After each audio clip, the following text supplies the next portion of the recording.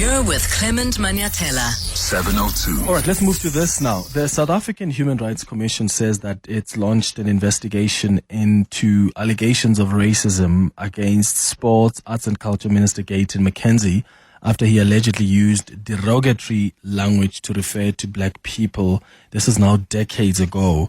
The commission says it believes there is prima facie evidence that the minister has violated the Promotion of Equality and Prevention of Unfair Discrimination Act. So over the weekend, the commission received several complaints against McKenzie for these old social media posts that resurfaced after he had indicated he would sue the podcasters for displaying remarks made against colored people. So the Human Rights Commission has now sent an allegation letter to McKenzie before determining its next course of action. And I'm interested in your thoughts here as well.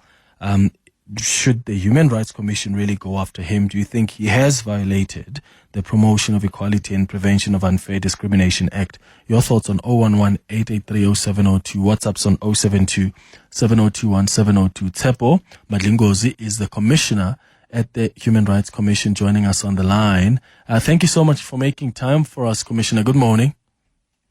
Good morning, Clement, and good morning to your listeners. Thank you for having us.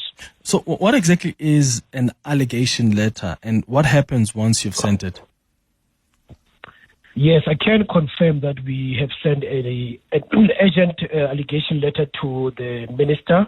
We've given the minister not later than the 20th of August, this week, Wednesday, to respond to the allegation letter. Basically, what we did is that over the course of the week, we received a number of complaints from members of the public, from NGOs, but also from political parties who brought this post to our attention, videos and utterances, saying that they were harmful, they were offensive. What we do then is to assess those utterances and those posts against the Equality Act, the Promotion of Equality and the Prevention of Unfair Discrimination Act. We look at constitutional court judgments and court jurisprudence, and we have arrived at the determination that the utterances and the post do constitute prima facie violation of Section 10 and Section 11 of the Equality Act. So what happens next is for the minister not later than the 20th of August respond to the allegation letter and to abide by the request that we make. We set up 5 requests in the letter.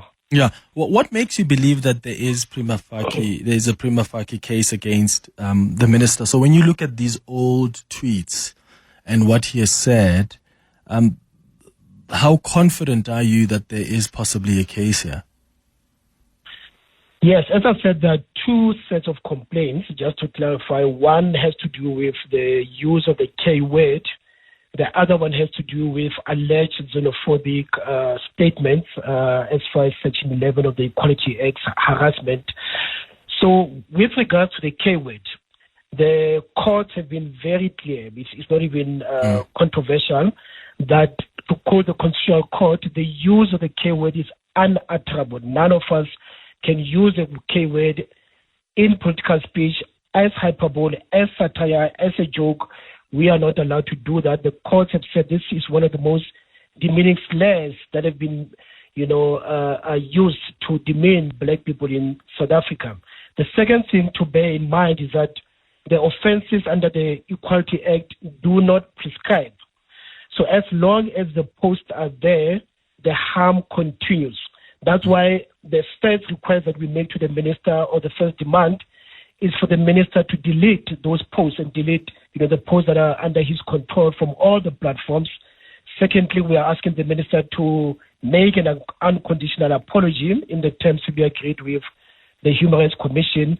The third demand or request is that the minister makes a written undertaking to refrain from using this language in future, to undergo sensitivity training, and to pay damages. So that's what we do. We look at Constitutional Court judgments, we look at court jurisprudence, and we also look at our own previous determination. You will recall that there was an issue with Mr. Host, the former MP, where it was a similar matter where all video resurfaced and we came to a determination that it was a prima facie violation, and we end up having a settlement with Mr. Hose. Yeah, with Mr. Hose, I remember that. Don't we have other examples here that sort of help us see where this matter might go? I think, how different is this to like what happened with Adam Katsavelos, for instance, because he used the K word, sanctioned for that. Was it Vicky Mombek as well who also was involved? Yes. So those three cases also that were dealt swiftly by the Human Rights Commission. In both cases, the two individuals did reach a settlement with the Human Rights Commission. But also in the labor courts, there have been instances where, for example, the courts have said, even if the word is used by a black person to another black person, that there's no excuse for that. So the courts have been very clear. We ourselves have been very, very clear about this. We can also make an analogy with the display of the apartheid flag, where the court said, the display of the apartheid flag is prohibited. It is offensive, and it's not about your intention. It's about how it will be reasonably construed by the offended group or parties. Unless, of course, it's used in an academic setup where there's an explanation or you're teaching people about like the history of the country.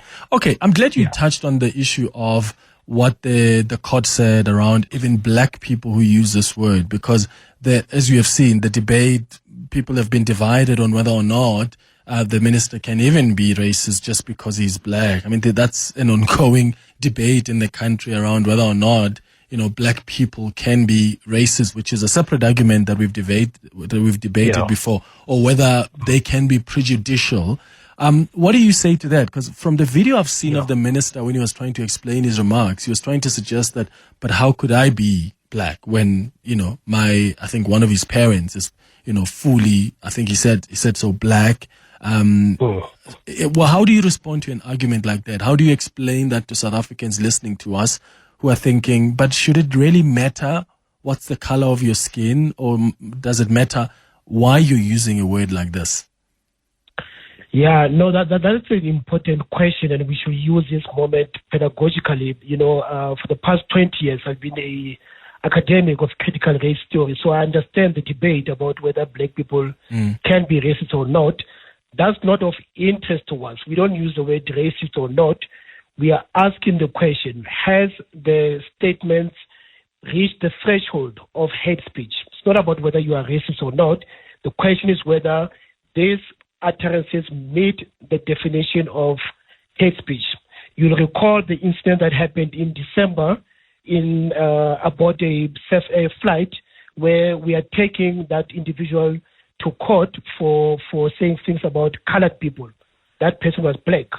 You'll recall the intervention that we had with Mr. Baloyi, so-called Nota Baloyi, where he had said things about white people, and we reached a determination that it was hate speech. So it is not about being racist or not. That is not the determination that we make. What the definition in terms of Section 10 of the Equality Act says is words that are abusive or threatening, that seek to demean a group of people based on either social origin or race and so forth. So that's where we are. It's not about whether you are racist or not. It's whether your utterances meet the threshold of hate speech. Yeah. So I'm going to come to his apology in a moment and how that changes things, because he does apologize, but doesn't really apologize for everything else. Didn't he claim that there was also AI used to generate some of the tweets? I think that's part of the claim that he's made. But before I get to that, there's a question here from our listener who says, Clement, please ask this commissioner from the Human Rights Commission, why didn't they just go straight to court? Because they already have evidence. Why didn't they send this letter of an allegation letter to, let's say, Penny, for instance, or other people that used the K word? Why not a court order to appear or go through that process as opposed to start with an allegation letter? So I suppose the question there, Commissioner, is this the process you have followed, even with the previous cases where evidence was clear? Yes, the reason why we send an allegation letter is to ensure that we can reach the same conclusion that we've received in court without going to court. We don't want to go to court, waste resources, if we can arrive at the same determination.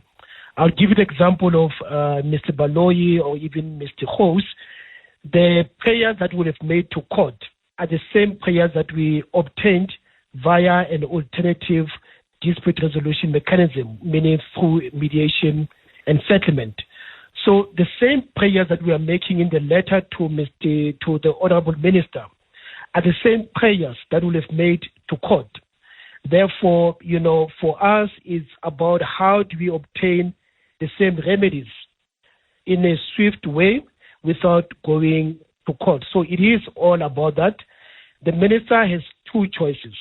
One, the minister can abide by our request, and that becomes our settlement. The minister can reject or dispute the allegation letter, then we'll have no choice to go to court.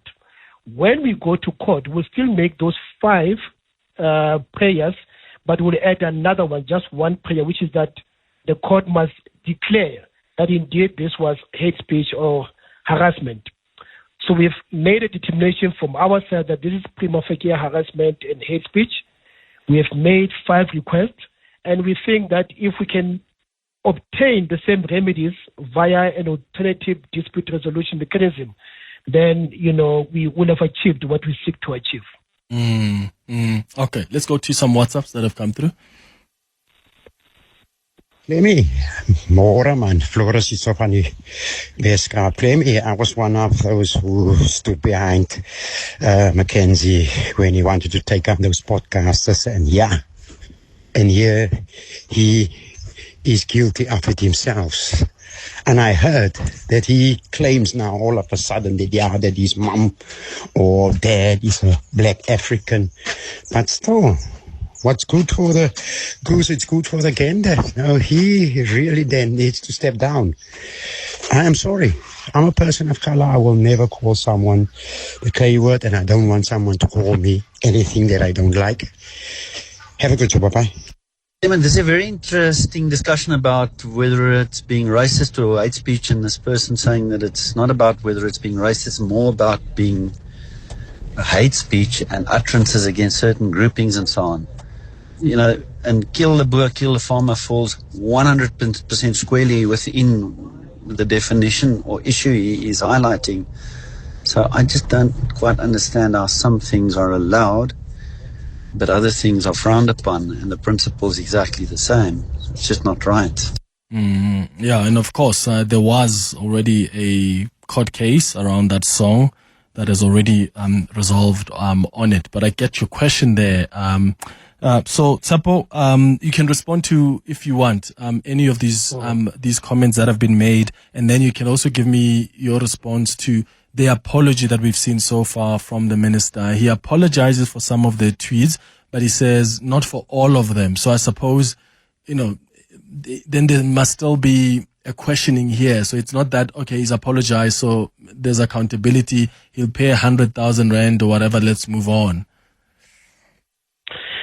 Yeah, no, to the first question, we don't litigate matters in the public, so we've not been listening or engaging with ourselves with what the minister has been saying, because we don't litigate matters in the public. We send a clear letter, and we expect all respondents to engage with us, not in the public, but via the channels as per our South African Human Rights Commission Act of 2013. So we are not interested in what has been said publicly by the minister or people who have brought these complaints to us. We will wait to hear what the minister said, and we will take it from there.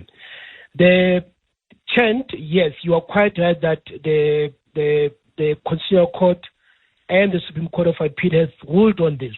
So it is out of our hands at the South African Human Rights Commission. Personally, I've got I hold a different view about the utility of this chant in today's South Africa, but the courts have ruled differently. There is nothing that we can do. It is not true that the Human Rights Commission is not doing anything about this. All we can do is to refer people to the Constitutional Court's judgment. We can't do anything about that. With regard to the apology, what we seek is an unconditional apology, an apology that acknowledges the harm, an apology that undertakes to refrain from making similar statements in the future. Clement, all of us are learning in this new democracy of ours. The courts are also learning. The courts, the matters go on appeal, they get rejected and they get overturned, and then the Constitutional Court makes a final determination. So all of us are learning. So all of us can say, yes, we've used this word in the past, we did not know. So all we ask is people to, where there are complaints, to acknowledge the complaints, to apologize, to delete. And that's why in the request to the minister, we've also said the minister must undergo a diversity and sensitivity training. So as I said, we don't engage with what the minister or other people have said in public. We don't litigate in public. The apology will have to be an apology that is agreed upon with the Human Rights Commission. Tshepo Madlingozi, thank you so much for speaking to us. He's a commissioner at the Human Rights Commission. It's 10:30.